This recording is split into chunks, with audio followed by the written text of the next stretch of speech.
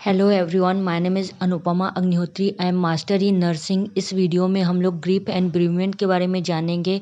Grip and bereavement BSc nursing third year का child health nursing and mental health nursing का important topic है जो annual exam में पूछा जा सकता है। सो इस वीडियो में हम लोग ग्रीप एंड ब्रीवमेंट का definition, causes, stages of grief and bereavement, symptom and management of grief and bereavement देखेंगे। साथ में आपको इस वीडियो से रिलेटेड कोई भी डाउट होगा तो आप मुझसे क्वेश्चन पूछ सकते हैं। सबसे पहले हम लोग ग्रीप का डेफिनेशन देखते हैं। Grief is a powerful emotional reaction to a suppression और loss like reclining health, impending death, death of love one और loss of valuable object. Means grief जो होता है एक पावरफुल इमोशनल रिएक्शन होता है जो किसी के सप्रेशन के कारण या हेल्थ रिक्लाइनिंग के कारण, इम्पेंडिंग डेथ के कारण या डेथ ऑफ किसी लव वन की डेथ हो जाती है या कोई हमारे वैल्यूएबल ऑब्जेक्ट लॉस हो जाता है, उसके कारण जो इमोशनल रिएक्शन शो होता है उसको हम लोग ग्रीप बोलते हैं। नेक्स्ट वन है bereavement. It's means the state of being deprived of someone by death and refer to be being in the state of mourning. Bereavement में होता है कि अगर किसी लव वन की या समवन की डेथ हो जाती है तो इस स्टेट में हम डिप्राइव्ड मोड में जाते हैं और मोरिंग प्रोसेस होता है। Mooring process means mooring is the process by which grip is resolve. मतलब इसमें जो ग्रीप का प्रोसेस होता है, शोक का प्रोसेस होता है, वो रिसॉल्व होता है। तो ब्रीवमेंट में हम लोग डिप्राइव स्टेट में आते हैं और हम लोग का जो मोरिंग प्रोसेस है, मतलब जो हमारा ग्रीप को रिसॉल्व होने का प्रोसेस है वो ब्रीवमेंट में स्टार्ट होता है। इसे हम लोग ब्रीवमेंट बोलते हैं। नेक्स्ट वन है कॉसेस। कॉसेस मतलब किस कारण से ग्रीप एंड ब्रीवमेंट होता है। फर्स्ट, रिलेशनशिप ब्रेकअप के कारण। सेकेंड, लॉस ऑफ हेल्थ के कारण। थर्ड, लॉस ऑफ फ्रेंडशिप के कारण। Fifth, illness of love one के कारण। फिफ्थ, डेथ ऑफ पेट के कारण। मीन्स जो ग्रीप एंड ब्रीवमेंट होता है, शोक का विलोप होता है, वो किसी रिलेशनशिप के ब्रेकअप के कारण हो सकता है। लॉस ऑफ हेल्थ, किसी हमारे लव वन का हेल्थ लॉस हो रहा है तो उसके कारण ग्रीप एंड ब्रीवमेंट हो सकता है। लॉस ऑफ फ्रेंडशिप, हमारा कोई फ्रेंडशिप है जिसके साथ बहुत अच्छी दोस्ती है, वो लॉस हो जाती है तो ग्रीप एंड ब्रीवमेंट हो सकता है। इलनेस ऑफ लव वन, किसी हमारे लव वन को बीमारी हो जाती है कोई सी, उसके कारण ग्रीप एंड ब्रीवमेंट होता है। डेथ ऑफ पेट, हमारे किसी पेट की, जानवर की डेथ हो जाती है, उसके कारण ग्रीप एंड ब्रीवमेंट होता है। ये सब कारण थे ग्रीप एंड ब्रीवमेंट के जिसके कारण ग्रीप एंड ब्रीवमेंट हो सकता है। नेक्स्ट वन हम लोग स्टेजेस ऑफ ग्रीप देखते हैं। अब stages of grief in 1969 psychiatric Elizabeth Kubler Ross introduce 5 stages of grief which are as follow. जो स्टेजेस ऑफ ग्रीप है वो 1969 में साइकेट्रिक एलिजाबेथ कुबेर-रोस ने इंट्रोड्यूस किया था, जिसमें उन्होंने 5 स्टेजेस ऑफ ग्रीप बताया था जो इस प्रकार है।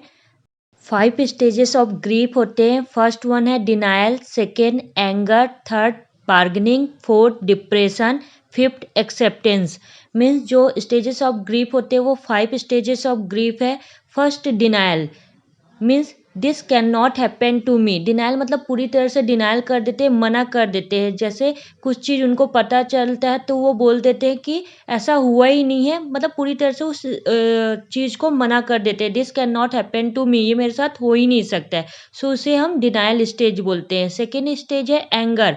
जैसे उनको कुछ चीज़ पता चला, कोई उनकी लव वन की डेथ हो गई या जो भी, वो एंगर शो करते हैं सेकेंड स्टेज में। Why is this happening to me, मतलब ये मेरे साथ ही क्यों होता है या ऐसा मेरे साथ ही क्यों हुआ। वो एंगर शो करते हैं। Third stage bargaining. Bargaining means मतलब वो बार्गेनिंग करते हैं कि बोल दो ऐसा नहीं हुआ है या ऐसा नहीं है, आप बोल दो, make this can not happen to me, ये अपने शब्द को वापस ले लो। ऐसा वो बार्गेनिंग करने लग जाते हैं। फोर्थ स्टेज होता है depression. Depression, I am too sad to do anything. Means वो डिप्रेशन स्टेज में चले जाते हैं, मतलब उनको कुछ करने की इच्छा नहीं होती है और वो एकदम डिप्रेशन में रहते हैं, सैड रहते हैं। वो डिप्रेशन कहलाता है। फिफ्थ होता है एक्सेप्टेंस। मतलब इस स्टेज में वो एक्सेप्ट कर लेते हैं कि ऐसा उनके साथ हुआ है। और इसके बाद वो पीस में चले जाते हैं, तो वो एक्सेप्टेबल स्टेज कहलाता है। स्टेजेस ऑफ ग्रीप में हम लोगों ने 5 स्टेजेस ऑफ ग्रीफ देखा। फर्स्ट डिनायल, मतलब पूरी तरह से वो चीज़ों को मना कर देते हैं। सेकेंड एंगर शो करते हैं, जो उनको पता चलता है उसके लिए वो एंगर शो करते हैं। फोर्थ में थर्ड में वो बार्गेनिंग करते हैं।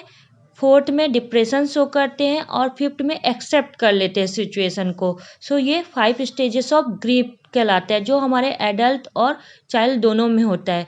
इसके बाद हम लोग स्टेजेस ऑफ चिल्ड्रन ग्रीफ देखेंगे, जो बच्चों में किस प्रकार का ग्रीफ होता है। सो वो देखते हैं अब। Stages of children grief: first disorganization, second transitional, third reorganization. जो बच्चों में ग्रीफ होते हैं वो एडल्ट से थोड़ा अलग होते हैं। इसमें 3 टाइप्स के ग्रीफ होते हैं, 3 स्टेजेस ऑफ ग्रीफ हैं। First disorganization, second transitional, third reorganization. So first है disorganization. The initial expression of grief in children range from regression, temper tantrum, lack of concentration and mood swing in older children. First stages of grief in children है disorganization. इसमें जो बच्चा रहता है वो expression show करता है, grief का एक्सप्रेशन शो होगा। इसमें फर्स्ट वो रिग्रेट करेगा चीज़ों को, मतलब जो भी करेगा उसके लिए रिग्रेट करेगा। टेम्पर टेंट्रम शो करेगा। लैक ऑफ कॉन्सेंट्रेशन, मतलब वो कॉन्सेंट्रेशन नहीं कर पाएगा। And mood swing in older children, जो ओल्डर चिल्ड्रन रहेंगे उनका मूड स्विंग होगा। सो ये फर्स्ट स्टेजेस ऑफ ग्रीफ था चिल्ड्रन में डिसऑर्गेनाइजेशन। इसमें जो बच्चा रहेगा वो डिसऑर्गेनाइज रहेगा थोड़ा, वो रिग्रेट शो करेगा, टेम्पर टेंट्रम शो करेगा, लैक ऑफ कॉन्सेंट्रेशन, चीज़ों को कॉन्सेंट्रेट नहीं कर पाएगा उसका। जो स्पेशली जो ओल्डर चिल्ड्रन रहेंगे उनके मूड स्विंग हो गए। सो ये फर्स्ट स्टेज ऑफ ग्रीफ में देखने मिलता है। सेकेंड स्टेज जो है वो ट्रांजिशनल है। सेकेंड स्टेज ऑफ ग्रीफ जो होता है चिल्ड्रंस में वो है ट्रांजिशन।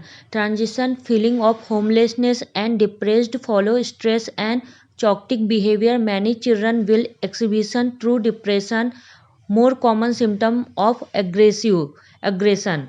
मीन्स जो सेकेंड स्टेज बच्चों में होता है उसमें जो बच्चा रहता है वो होमलेसनेस फील करता है, स्ट्रेस उसको होता है और चॉक्टिक बिहेवियर होता है। जो बच्चा रहता है वो ट्रूली डिप्रेशन मोड में चला जाता है। और उसमें जो मोर कॉमन सिम्टम देखने को मिलता है बच्चों में वो अग्रेशन और गिव अप स्कूल। मीन्स बच्चा जो रहेगा वो एग्रेसिव हो जाएगा और स्कूल नहीं जाएगा। सो ये second stage of children grief में देखने मिलता है। थर्ड स्टेज होता है बच्चों में reorganisation. In reorganization, when painful feelings are expressed, their emotional energy fed and children feel better. During this stage, children have more energy and motivation for moving forward to resolve grief. Reorganization stage में क्या होता है, जब बच्चा अपना painful feeling को express कर दिया रहता है उसके बाद बच्चे में इमोशनल एनर्जी आ जाती है और वो अच्छा फील करता है। और फिर इसके बाद बच्चा खुद को मोटिवेट करता है और इस सिचुएशन से मूव फॉरवर्ड हो जाता है, मतलब उस सिचुएशन से आगे बढ़ जाता है और उस ग्रीफ को रिसॉल्व कर लेता है। सो ये रीऑर्गेनाइजेशन स्टेज में होता है। सो स्टेजेस ऑफ चिल्ड्रन ग्रीफ में हम लोगों ने 3 स्टेजेस ऑफ ग्रीफ देखे। फर्स्ट डिसऑर्गेनाइजेशन में क्या होता है, बच्चा जो ग्रीफ एक्सप्रेस करता है इसमें जैसे एग्जांपल के लिए बच्चे को अगर कुछ चाहिए, जैसे मेले में गए हैं उसको कुछ खिलौना चाहिए और उसके पहले पेरेंट्स जो होते हैं वो नहीं ले पाते। सो वो फर्स्ट क्या इसके में फीलिंग होगी, रिग्रेट करेगा वो कि मेरे लिए ऐसा क्यों नहीं लिए, ले लेना चाहिए था। उसके बाद वो टेम्पर टेंट्रम शो करेगा, बहुत ज़्यादा गुस्सा क्राई करेगा। देन कभी कभी उसमें लैक ऑफ कॉन्शियसनेस हो जाती है और मूड स्विंग होता है स्पेशली इन ओल्डर चिल्ड्रन में। सो ये हमको डिसऑर्गेनाइजेशन में देखने मिलता है। सेकेंड स्टेज में क्या होता है, ट्रांजिशनल होता है। ट्रांजिशनल में बच्चा जो होता है वो बहुत ज़्यादा होपलेसनेस हेल्पलेसनेस फील करता है और बहुत ज़्यादा स्ट्रेस में रहता है और डिप्रेशन में भी कभी कभी चला जाता है। तो ये ट्रांजिशनल बिहेवियर में होता है और इसमें इसका विड्रॉल सिम्टम भी देखने मिलता है कि बच्चा बहुत ज़्यादा एग्रेसिव हो जाता है इस सिचुएशन के कारण और स्कूल भी नहीं जाता। तो ये ट्रांजिशनल स्टेज में देखने मिलता है। लास्ट स्टेज है रीऑर्गेनाइजेशन। रीऑर्गेनाइजेशन में क्या होता है, बच्चा जो रहता है वो अपने पेनफुल एक्सप्रेशन को शो कर देता है, उसके कारण वो बेटर फील करता है और उसमें एनर्जी आ जाती है और अपने आप को मोटिवेट करके मूव फॉरवर्ड कर देता है, अपने आप को आगे बढ़ा लेता है और जो ग्रीफ रहता है उसको रिसॉल्व कर लेता है। सो ये 3 स्टेजेस ऑफ ग्रीफ होते हैं बच्चों में। इसके बाद हम लोग sign and symptom of grief देखेंगे। सो सिम्टम ऑफ ग्रीफ में 3 टाइप्स के सिम्टम हमको देखने को मिलते हैं ग्रीफ में। First physical sign, second psychological sign and third social sign देखने मिलता है। सो फर्स्ट वन होता है फिजिकल साइन। फिजिकल साइन में ग्रीप में फिजिकली क्या क्या साइन एंड सिम्टम देखने मिलता है। ए इंसोम्निया, बच्चा जो होता है उसको नींद नहीं आती, इंसोम्निया हो जाता है। Second tight muscle for mainly chest and throat, जो उनका चेस्ट और थ्रोट रहता है वो मसल जो होता है वो टाइट हो जाता है। थर्ड होता है लॉस ऑफ एपेटाइट, वो अच्छे से खाना नहीं खाते जिसके कारण लॉस ऑफ एपेटाइट हो जाता है। डी लिथार्जी, बच्चा बहुत ज़्यादा वीक फील करेगा, लिथार्जिक हो जाएगा, थका हुआ महसूस करेगा, तो ये देखने मिलता है। और लास्ट वन होता है जनरलाइज वीकनेस, बच्चा अगर अच्छे से खाना नहीं खाएगा, लिथार्जी रहेगा तो उसमें वीकनेस हो जाएगा। सो ये सब हमको फिजिकली साइन में देखने मिलते हैं। सेकेंड है साइकोलॉजिकल साइन। ग्रीप के साइकोलॉजिकल साइन में हमको ए एंगर शो होगा, जो बच्चा रहेगा वो बहुत ज़्यादा गुस्सा शो करेगा। B fantasy that the object is not loss, जो ऑब्जेक्ट है वो लॉस नहीं हुआ रहेगा, बच्चा जो रहेगा इंसान रहेगा वो फैंटेसी कल्पना कर लेगा कि वो लॉस हो गया है, उसके कारण वो ग्रीप शो करेगा। सी होता है guilt over inability to prevent, means जो उसको कुछ चीज़ का जो लॉस हुआ है उसके कारण वो क्या करेगा, गिल्ट शो करेगा। तो ये हमको साइकोलॉजिकल साइन में देखने मिलता है ग्रीप के। सो ये साइकोलॉजिकल साइन एंड सिम्टम थे जो हमको ग्रीप में देखने मिलते हैं। नेक्स्ट वन होता है सोशल साइन। सोशल साइन में a withdrawal from usual social activity, means जो बच्चा रहेगा वो ग्रीप में सोशल साइन में विड्रॉल सिम्टम्स होगा, सोशल एक्टिविटी उसकी लॉस हो जाएगी। बी डिक्रीज वर्क प्रोडक्शन, मतलब वो जो भी वर्क काम करना अच्छे से काम वाम नहीं कर पाएगा, उसकी जो एक्टिविटी रहेगी वर्क की वो बहुत ज़्यादा डिक्रीज हो जाएगी। सो ये सोशल साइन में हमको देखने मिलता है।